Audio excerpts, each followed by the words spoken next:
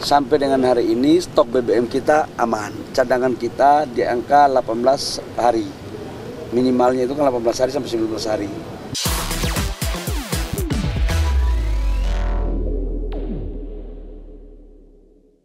Menteri SDM Bahlil Lahadalia memastikan stok BBM nasional masih dalam kondisi aman. Dalam hitungannya, ketersediaan BBM masih cukup hingga 18 hari ke depan. Bahlil meyakini dengan stok BBM ini dapat mencukupi ketersediaan masyarakat Indonesia. Meskipun sejumlah SPBU swasta masih terdapat beberapa yang tidak menjalankan penjualan bensin.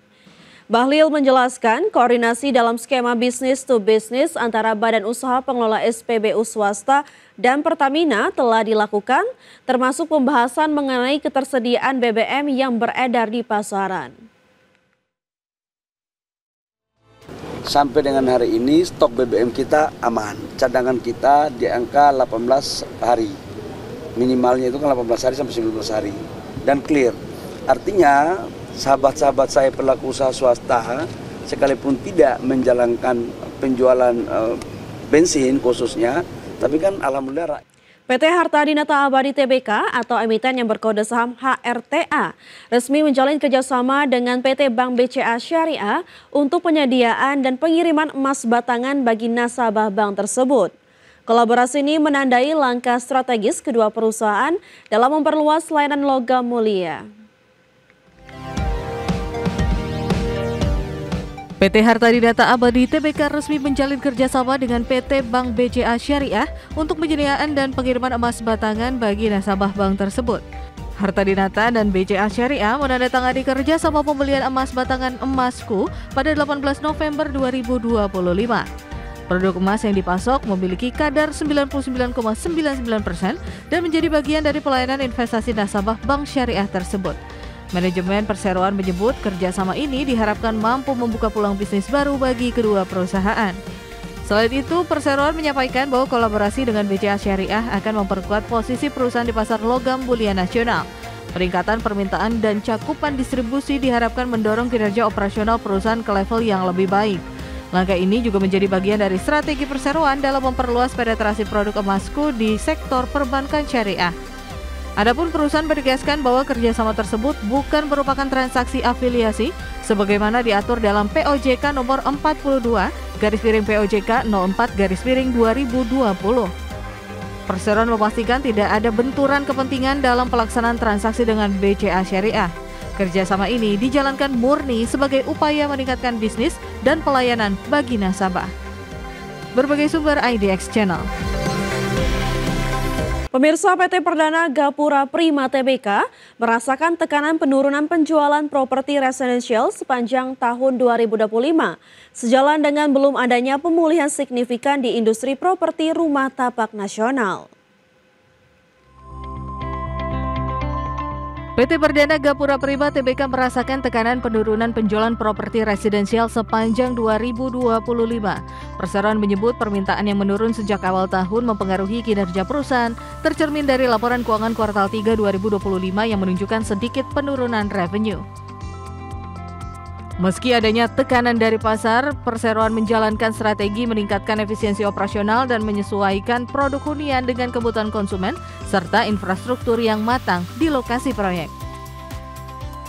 Perseroan fokus mengandalkan penjualan properti rumah tapak terutama proyek-proyek di wilayah strategis seperti Bukit Cimanggu City, Spring Garden Residence, Metro Cilegon, Greenleaf Residence, dan Botanika Cibubur.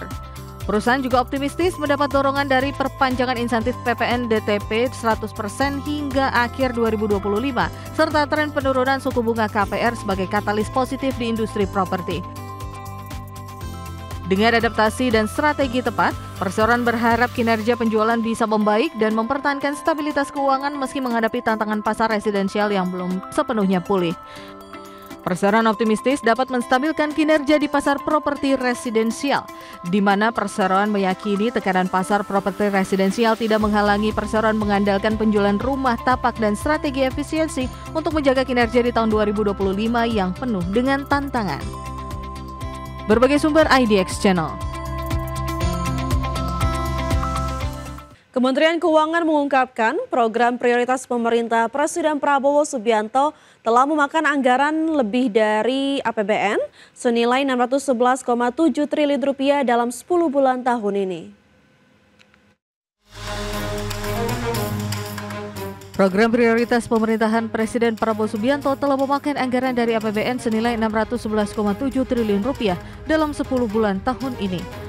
Realisasi hingga Oktober 2025 itu setara dengan 65,8% dari pagu yang telah disiapkan dalam APBN 2025 senilai Rp929 triliun.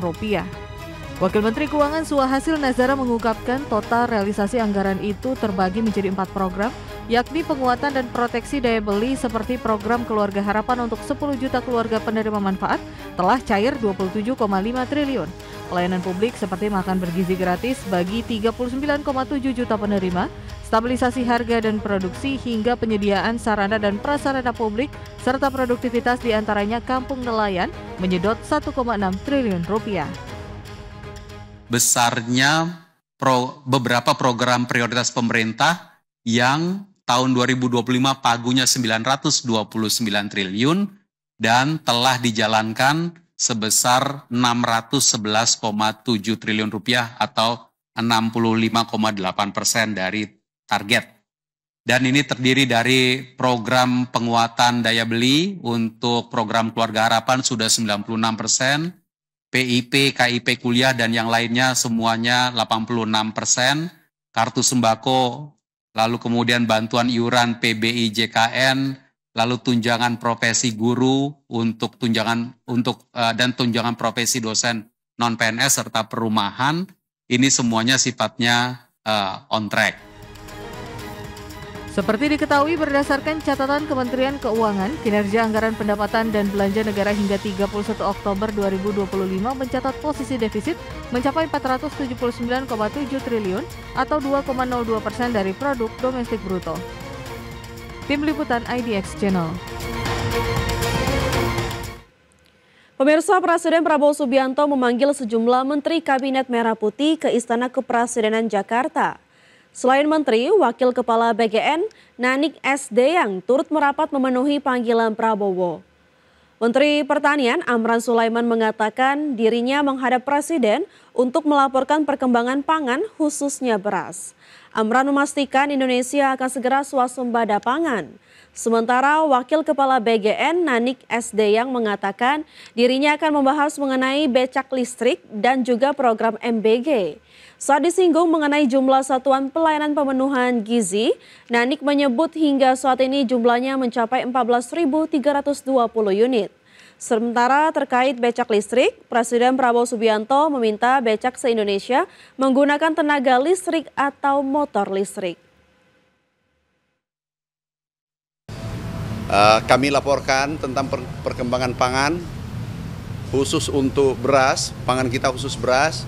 Insya Allah tanggal 31 Desember jam 12.00 kalau tidak ada aral melintang 30 hari lebih 40 hari ke depan Indonesia swasembada pangan. Itu yang pertama. Dan ini adalah dari target 4 tahun tapi kita capai